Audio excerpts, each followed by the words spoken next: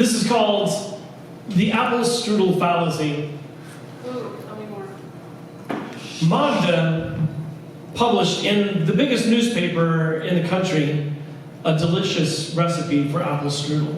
It was super well received. She learned it from her mother, who had in turn learned it from her mother. And when she published it, it received rave reviews. People all over her country sent her letters saying, "Thank you, this was so great." She was a well-known public figure. She didn't have to do this, but doing this engendered good feelings all across the land. Somebody so important, so powerful, sharing things with the other people in her country. Hans is a young man. He drives a delivery truck, and everywhere he goes, he just fills the city with joy and happiness. He's always got a smile, a song on his lips, or a whistle, and everybody he meets shakes their hands, smiles at them, asks how they're doing, and remembers their names. Hans is just a genuinely good guy, and maybe it's because he had a rough time of things. His life wasn't so good until recently. He had a hard time finding a job, and getting this job gave him a sense of purpose and belonging that he hadn't had before. He'd only had this job for about 3 months before his dad died, and that put him into a downward spiral. Even now, his people know that alcoholism is a serious problem, and he's been trying not to fall into that pit, but it wasn't working super well. His friends and his family gathered around him, and they pulled him out of that spiral, got him to go to church with them, and Hans had never really cared before, but now he felt a connection there. He reconnected with his mother at church and found a place to be in life. Hans is a good guy.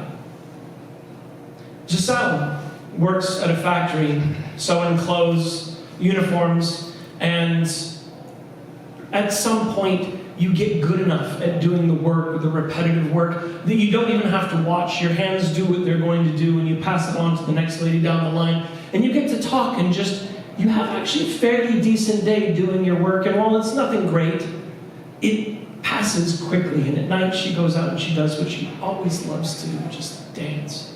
It's been in her heart since she was a little girl, and now every opportunity that she takes, she goes out and she just is movement and fluid grace on the floor, and that's what she really lives for. On the weekends, she does charity. For a long time, she worked at a charitable organization that helped young men find jobs, people like Hans, and lately it feels like she's really made a big difference because unemployment in young men has plummeted to almost nothing, and it feels like she's winning, like she's making a difference. But really, what she wants to do is dance. When she's out dancing, all of the concerns of the world float away. She doesn't have to listen to politics. She doesn't have to listen about threats of war or violence or anger or any of these things that she keeps hearing about. She's a normal lady. She is a good person. Ask any one of her friends at the uniform factory. Ask anybody that she dances with. Ask anybody at the church where she volunteers. And all three of them were Nazis. We have this tendency, when we hear words like Nazi, to picture Nazis. When I say the word, do you picture the stern SS soldier in the black solid leather greatcoat? Do you picture the soldiers? You picture, and that's the problem.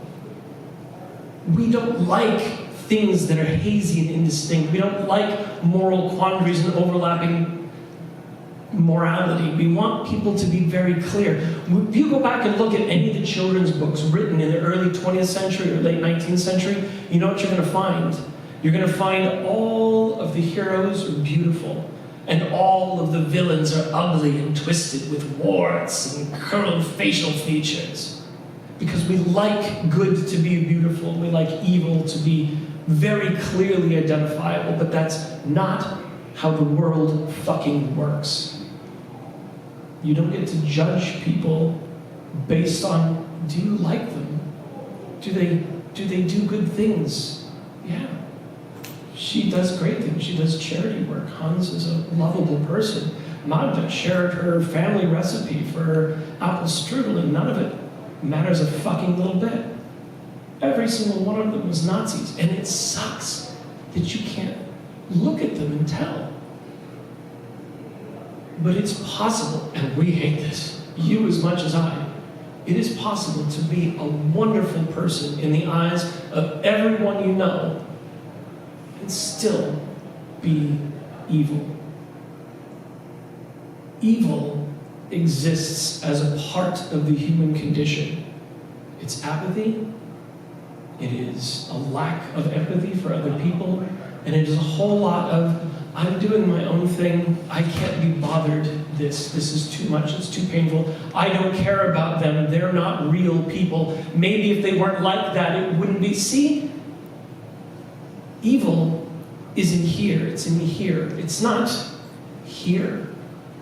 We've spent so long over the last few years, think about Wicked, talking about how evil is not something you can just see, goodness is not something you can just see. So stop. Look at the world around you. And the next time one of your friends, your relatives, says, you have to stop calling us Nazis. I have lots of people who say I'm a good person. They're right. There's a lot of people who say they're good people. And it doesn't matter. Thank you.